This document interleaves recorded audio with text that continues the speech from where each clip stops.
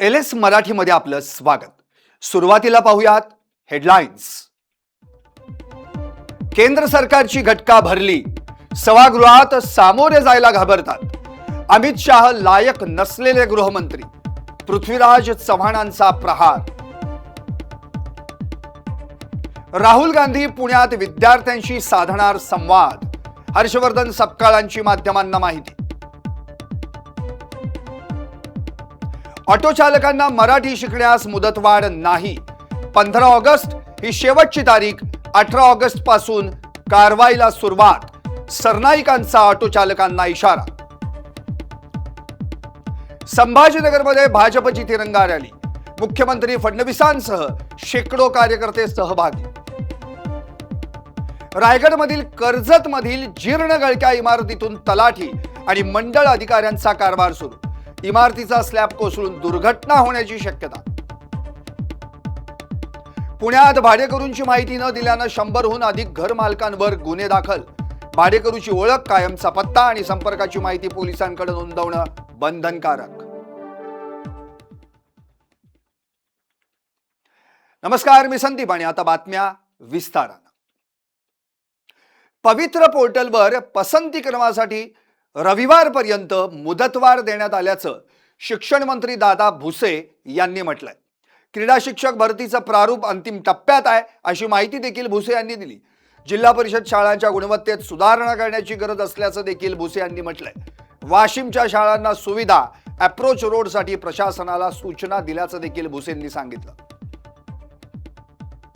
पवित्र पोर्टलचा विषय आहे, तर ऑलरेडी रविवारपर्यंत याची मुदत वाढवून देण्यात आलेली आहे आणि माझ्या माहितीप्रमाणे लाखाच्या पुढे जे काही आपले उमेदवार आहेत त्यांनी त्यांची मागणी नोंदवलेली आहे। साहेब, आपण सभागृहात सुद्धा बोलला होता की क्रीडा शिक्षकांच्या केंद्र स्तरावरती 4800 जागा येणार, 2 जानेवारीचा जीआर सुद्धा आहे, त्याचा प्रारूप आता अंतिम टप्प्यामध्ये आहे आणि कदाचित याला पॅरलल ती पण जाहिरात बाहेर येईल। क्रीडा शिक्षक संघटना आक्रमक होते, ते पुढच्या टप्प्यामध्ये त्यांना आक्रमक होण्याचं काही कारण नाही, त्यांचं क्वालिफिकेशन, त्यांच्या जागा या स्वतंत्र आहेत पुढच्या टप्प्यात आणि आता पुढच्या टप्प्यामध्ये लगेच त्यांचंही आपण पोर्टलवर। पशुपालनास ग्रामीण कुटुंबाच्या उत्पन्नाचा सक्षम स्रोत बनवण्याचा शासनाचा प्रयत्न असल्याचं मत सांगलीचे पालकमंत्री चंद्रकांत पाटील यांनी व्यक्त केलंय।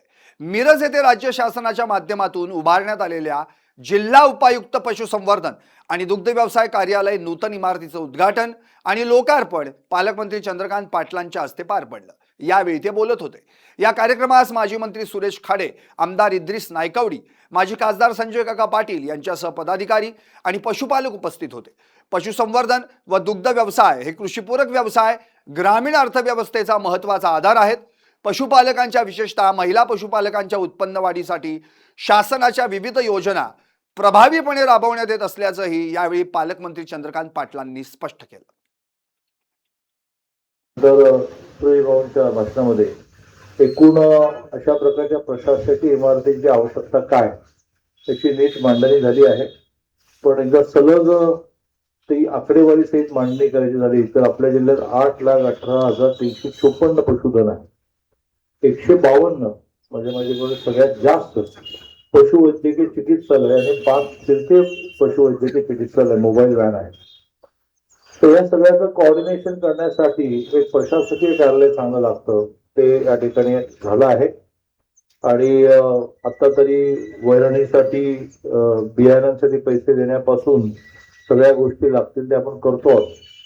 पण हे खरंच आहे की महाराष्ट्रातल्या शेतकऱ्याची परिस्थिती सुधारली तेव्हा ज्यावेळेला शेतीला पूरक धंदा त्याला मिळाला, कोंबडी पालन मिळालं, मग अशा प्रकारच्या गाई, म्हशी, या सगळ्यातून त्याला ऍडिशनल पैसे आणि प्रमुख्याने त्या घरातल्या महिलेला ऍडिशनल पैसे मिळायला लागले आणि त्याच्यातून ती जी आपली कल्पना आहे की त्या घरातली महिला ही आर्थिकदृष्ट्या पायावर उभी राहावी, तिने तिच्या संसाराला एक सपोर्ट सिस्टीम उभी करावी, तर ते ह्या डिपार्टमेंटमुळे झालं।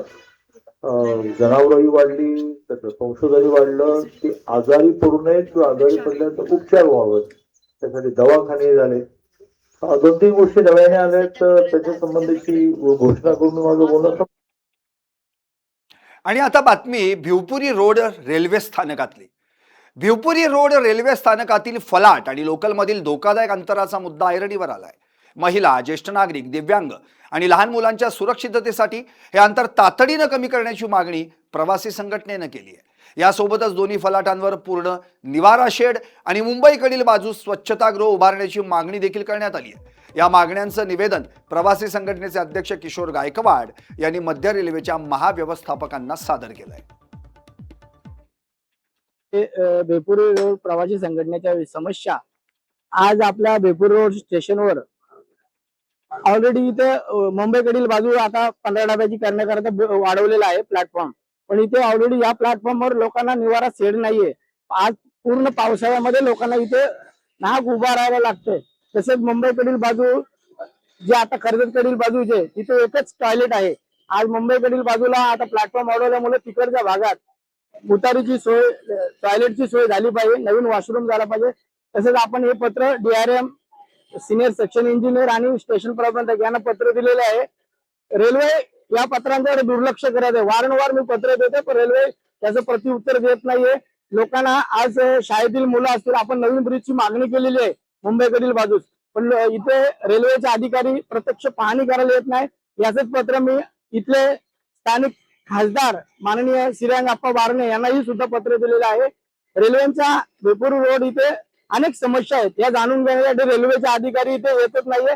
मी DRM ला सुद्धा पत्र दिलंय. तर याकरता आपण आपल्या माध्यमातून हा आमचा आवाज त्यांच्यापर्यंत पोहोचवा ही आपणास मी विनंती.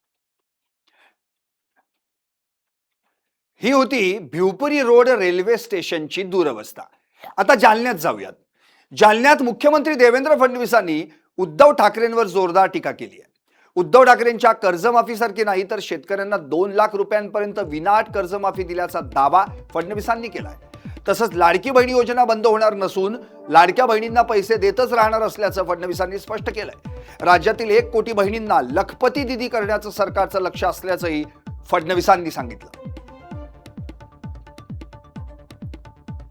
मध्येही तुमच्या सर्वांच्या आशीर्वादामुळे आपलं सरकार स्थापन झालं आणि महाराष्ट्रात या सरकारच्या माध्यमातून सामान्य माणसाच्या जीवनामध्ये परिवर्तन करणारी कामं आपण सुरू केली.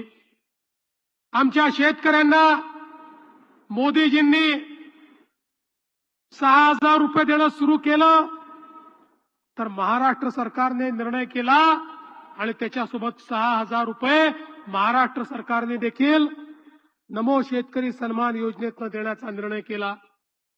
आमच्या शेतकऱ्यांना मोफत वीज देण्याचा निर्णय आम्ही केला आणि जुन्या सरकारसारखं नाही. काँग्रेसच्या काळातही मोफत वीज एकदा दिली होती. निवडणुकीच्या 1 महिना आधी मोफत विजेचे बिल पाठवले आणि निवडणूक झाल्याबरोबर मोफत विजेचा निर्णय परत घेतला आणि जुन्या बिलांसहित सगळी वसुली ही शेतकऱ्यांकडनं केली. त्यांच्यासारखी लबाडी करणारे लोक आम्ही नाही. शेतकऱ्यांना मोफत विजेचा केवळ आश्वासन नाही, मोफत वीज आम्ही दिली आणि जोपर्यंत भाजप, शिवसेना, राष्ट्रवादी महायुतीचं सरकार आहे, आमच्या शेतकऱ्यांना मोफत वीज मिळतच राहील, हा आमचा निर्धार. आता जरा बीड जिल्ह्यात जाऊन येऊ. गेल्या 10 दिवसांपासून बीड जिल्हाधिकारी कार्यालयासमोर घुले कुटुंबाचं आमरण उपोषण सुरू आहे. याच उपोषणाला आज 10वा दिवस आहे. या दरम्यान बीड जिल्ह्याच्या पालकमंत्री सुनेत्रा पवार या देखील बीड जिल्ह्यात दौऱ्यावरती आल्या असतानाच घुले कुटुंबाची भेट न घेता दुसऱ्या रस्त्यानं शासकीय विश्रामगड येथे त्यांना पोलीस प्रशासनाकडून नेण्यात आलं. त्यामुळे घुले कुटुंबानं रस्त्यावरती देखील आंदोलन केलं. विलास घुले यांच्या पत्नीनं विषारी औषध घेऊन आत्महत्या करण्याचा प्रयत्न देखील केला. सध्या त्या जिल्हा रुग्णालयात उपचारासाठी दाखल करण्यात आलाय. त्यांची प्रकृती गंभीर असल्याची माहिती सूत्रांकडून मिळते. CID कडून रमेश घुले यांना तपासाची व आरोपींना आम्ही अटक करू असं देखील सांगण्यात येत आहे. घुले कुटुंब आपल्या उपोषणावरती ठाम आहे. जरी आमची अंत्ययात्रा निघाली तरी आम्ही आंदोलन मागे घेणार नाही. आणि आता रमेश घुले यांनी सांगितलंय, जी काही माहिती दिली आहे ते थेट संवाद साधलाय आमचे प्रतिनिधी दीपक जाधव यांनी. अधिकारी कार्यालयासमोर विलास घुले त्यांचा खून होऊन जवळपास 45 दिवसापेक्षा अधिक काळ लोटून गेला आणि त्यानंतर देखील जे उपोषण 10 दिवसापासून बीड जिल्हाधिकारी कार्यालयासमोर आहे की जे मुख्य सूत्रधार आरोपी आहेत त्यांना अटक करावी या मागणीसाठी हे आंदोलन सुरू आहे. आणि आज 10 दिवस झाले आणि जे विलास घुले आहेत यांच्या ज्या पत्नी आहेत त्यांनी आज टोकाचं पाऊल उचललं आणि विषारी द्रव्य घेऊन त्यांनी या ठिकाणी आत्महत्या करण्याचा देखील प्रयत्न केला. पण त्यानंतर त्यांना पोलिसांनी ताब्यात घेऊन जिल्हा रुग्णालयामध्ये दाखल करण्यात आले. त्यांची प्रकृती सध्या चिंताजनक असल्याची माहिती मिळत आहे. या ठिकाणी आपण रमेश घुले आहेत ज्यांचं जे उपोषण सुरू आहे त्यांच्याकडनं आपण जाणून घेऊया. काय तुमचं प्रशासनाकडनं काही बोलणं झालंय, कोणी विचारायला आलं होतं का? काल सीआयडीचे आयो आहेत ते आले होते. काही त्यांना माहिती आता मी पत्र त्यांना पाठवतो ते लेखी स्वरूपात त्यामध्ये कोणतीही माहिती त्यांना मी सगळी सांगितली. सीडीआर संदर्भात चर्चा झाली. मी म्हणलं त्यांनी सीडीआर जे आलेले आहेत ते तुम्ही पाहिलेत का, तर त्यांनी पाहिले म्हणून सांगितलं आणि आम्हाला 2 दिवसाचा वेळ द्या, आम्ही कारवाई करू म्हणून त्यांनी आश्वासन देऊन गेलेत. त्यांना स्पष्ट सांगितलंय जोपर्यंत तुम्ही अटक करणार नाही तोपर्यंत उपोषण मागे घेणार नाही. मग त्यावर त्यांच्याकडनं काय प्रतिक्रिया आली? 2 दिवसाचा वेळ द्या म्हणले आणि तुमचं लेखी पत्र द्या म्हणले. तर मी लेखी पत्र केलंय, मी आता त्यांच्याकडे पाठवतो. आता ज्या वहिनी आहेत तुमच्या त्यांनी देखील इथे आत्महत्या करण्याचा प्रयत्न केला. तर सध्या त्या हॉस्पिटलमध्ये आहेत, चिंताजनक परिस्थिती आहे अशी माहिती मिळते. काय प्रशासनानं ठरवलंय आता आमची इथूनच अंत्ययात्रा काढायची, तर आम्ही आता तयार आहोत त्या गोष्टीला. कुटुंबातले कुणी असेल, मी असेल, माझ्या कुटुंबातलं कुणी व्यक्ती असेल, आम्ही आता कुठल्याच गोष्टीला मागे हटणार नाहीत. आमचं जीव या ठिकाणी आरोग्य गजाआड असतील नाही तर या ठिकाणून आमची अंत्ययात्रा असेल. पण या ठिकाणी आज सुमित्रा पवार देखील या ठिकाणी बीड जिल्ह्यामध्ये दाखल झाले. याच रस्त्याने जाण्याचं पण तो मार्ग प्रशासनाकडनं किंवा पोलीस यंत्रणेकडनं बदलण्यात आला, यावर काय सांग? नाही, आता त्यांनी तर या उपोषणस्थळी यायला पाहिजे. त्या आमच्या जिल्ह्याचे पालकमंत्री आहात, त्यांनी आमच्या सगळ्या गोष्टी जाणून घेऊन त्याच्यावर कारवाई करायला पाहिजे. आमची त्यांच्याकडनं एवढीच अपेक्षा आहे की आमचे ज्या मागण्या आहेत ते तात्काळ मंजूर करून. मुख्यमंत्री देवेंद्र फडणवीस यांचा डीम प्रोजेक्ट असलेल्या पंढरपूर कॉरिडॉरच्या विरोधात स्थानिक नागरिक चांगलेच आक्रमक झालेत. पंढरपुरातील विठ्ठल मंदिरालगत असणाऱ्या अनेक वास्तू या हेरिटेज वास्तू आहेत. मात्र या वास्तू बाधित करून कॉरिडॉर निर्माण होतोय. शासनाच्या रिकाम्या जागा सरकार बिल्डरच्या कशात घालतंय. त्यामुळे कॉरिडॉरच्या विरोधात भारतीय स्वातंत्र्य दिनानिमित्त पंढरपुरातील स्थानिक नागरिक 1 दिवसाचं लाक्षणिक उपोषण करणार आहेत. संत प्रल्हाद महाराज बडवे यांच्या मूळ निवासस्थान असणाऱ्या प्राचीन परिसरात हे उपोषण होणार आहे. त्यामुळे पंढरपूरच्या विठ्ठल मंदिर परिसरात कॉरिडॉर विरोधासाठी आता थेट स्वातंत्र्य दिनी उपोषण करून आंदोलन अधिक तीव्र करण्यात येणार आहे. पंढरपूर तीर्थक्षेत्र बचाव समिती यांच्या वतीनं हे उपोषण होणार आहे. माता की जय. उद्या स्वातंत्र्य दिन आहे. स्वातंत्र्य दिनाच्या मुहूर्तावर आम्ही आमची व्यथा आणि वेदना सर्व जगापुढे मांडण्यासाठी पंढरपूर कॉरिडॉर विरोधी लोक पंढरपूर तीर्थक्षेत्र बचाव समितीच्या वतीने या ठिकाणी लाक्षणिक उपोषणाला बसत आहोत. आजपर्यंत आम्ही शासनाकडे अनेक मार्गाने आमचे निवेदन, आमच्या विनवण्या, आमच्या प्रार्थना केल्या, परंतु शासन अजिबात बघायला तयार नाही. आमचं म्हणणं असं आहे की सरकारच्या शेकडो एकर जागा पंढरपुरात मोकळ्या पडलेल्या आहेत. सरकार त्या बिल्डरांच्या घशात आणि उद्योगपतींच्या घशात घालत आहे आणि आमची मात्र घरदार पाडून, बरं घरदार सुद्धा आमची अशी आहेत, हेरिटेज ठिकाणची घर आहेत आमची. वारसाप्राप्त इमारतीचं संरक्षण करणं हे सरकारचं कर्तव्य असतं, ते पाडायला लागलेलं आहे. रावेर तालुक्यातील धुरखेडा येथील तापी नदीकाठी वास्तव्यास असलेल्या 35 कुटुंबांच्या पुनर्वसनाचा प्रश्न गेल्या 27 वर्षांपासून प्रलंबित आहे.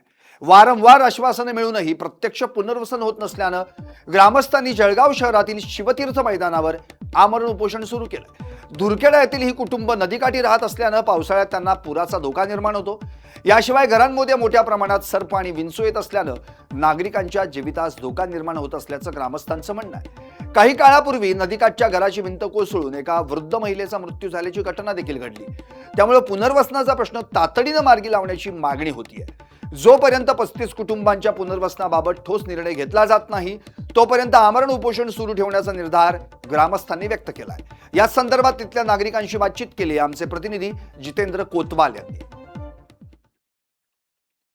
धुरखेडे या गावातील हे 35 कुटुंब आहेत माझ्या मागं. आपण पाहू शकतो की त्यांच्या गेल्या 27 वर्षांपासून त्यांना हतनूर पाणलोट क्षेत्रामध्ये असलेले गाव होतं, घर होते, त्या ठिकाणी त्यांचं पुनर्वसन करण्यात आलं होतं. त्यानंतर त्यांना इतर जागेवर स्थलांतरित करण्यात आलं होतं, परंतु त्यांना अद्यापपर्यंत गेल्या 27 वर्षांपासून त्यांना हक्काचं घर मिळालेलं नाहीये. त्यामुळे त्यांनी या जळगाव शहरातील शिवतीर्थ मैदान येथे गेल्या 2 दिवसांपासून या ठिकाणी आमरण उपोषणाला सुरुवात केलेली आहे. दरम्यान यापूर्वी त्या ठिकाणी भूसंपादन प्रस्ताव देखील शासनाकडे मांडण्यात आलेला आहे, परंतु तो प्रस्ताव देखील अद्यापपर्यंत पूर्ण केलेला नाहीये. दरम्यान शासनाने यांच्या या प्रलंबित मागण्या गेल्या अनेक वर्षांपासून आहे. यामध्ये काही जे वृद्ध व्यक्ती होते ते त्यांचा देखील या ठिकाणी मृत्यू झालेला, परंतु त्यांना आतापर्यंत कुठलाही न्याय मिळाला नाहीये. या ठिकाणी एकाच गावातील तब्बल 35 कुटुंब आहेत. त्यांच्या या पुनर्वसन संदर्भातला जागेतला विषय अद्यापर्यंत शासनाकडे पेंडिंग आहे, पडलेला आहे. त्यांना या संदर्भात न्याय मिळण्यासाठी त्यांनी गेल्या 2 दिवसांपासून जळगाव शहरातील शिवतीर्थ मैदान येथे या ठिकाणी आमरण उपोषण केलेले आहेत. आपण या संदर्भात काही येथील प्रकल्पग्रस्त असतील किंवा त्यांच्या संदर्भात त्यांच्याशी आपण चर्चा करून घेणार आहोत. दादा, काय सांगाल? तुम्ही या ठिकाणी गेल्या 2 दिवसांपासून आमरण उपोषण सुरू केलेलं आहे. तुमच्या प्रमुख मागण्या काय आहे? दादा, आमच्या प्रमुख मागण्या ह्याच आहे की 16 नंबर गट हा रद्द करायचा आहे आणि आमचे जे खाजगी गट आहे, जे शासनाने आम्हाला सुरक्षित ठिकाणी दिलेले होते, 2018चा जो प्रस्ताव आहे त्या प्रस्तावावर शासनाने काम करावे आणि आमचे पुनर्वसन तिथे करावं. तुम्ही आता ज्या ठिकाणी राहतात ते खाजगी मालकीचं आहे की सरकारी मालकीचं आहे? ज्या ठिकाणी राहत आहे आम्ही ते आमच्या मालकीचेच आहे. तुम्हाला आता सध्या पुनर्वसनासाठी नवीन शासनाकडून जागा उपलब्ध व्हावी हीच तुमची मागणी आहे, बरोबर? बरोबर. आतापर्यंत तुम्हाला मागणी पूर्ण झालेली नाहीये. तुम्ही गेल्या 2 दिवसांपासून उपोषण करताय. तुम्ही या संदर्भात जिल्हा प्रशासनाला निवेदन वगैरे सादर केलेले आहेत का? हो, वारंवार भरपूर निवेदन कलेक्टर साहेबांना दिले आहे आम्ही. गेले 3-4 महिन्यापासून कलेक्टर साहेबांना वारंवार निवेदन दिले आहे. निवेदन देताना ते बोलता किंवा बघू करू. मग तुम्हाला शासकीय गट आहे, शासकीय गटामध्ये भरपूर दऱ्या खोल्या, तिथं पुराचं पाणी येतं, तिथंच आमचं पुनर्वसन करायचं म्हणताय.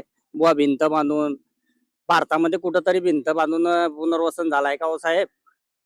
नक्कीच त्यांचा प्रश्न असा आहे की या ठिकाणी आम्हाला अद्यापपर्यंत न्याय मिळत नाहीये. शासनाकडे इतकी मोठी जागा उपलब्ध असून सुद्धा आमच्या गरीब कुटुंबाला या ठिकाणी न्याय मिळाला नाही. त्यामुळे शासनाने ही जागा.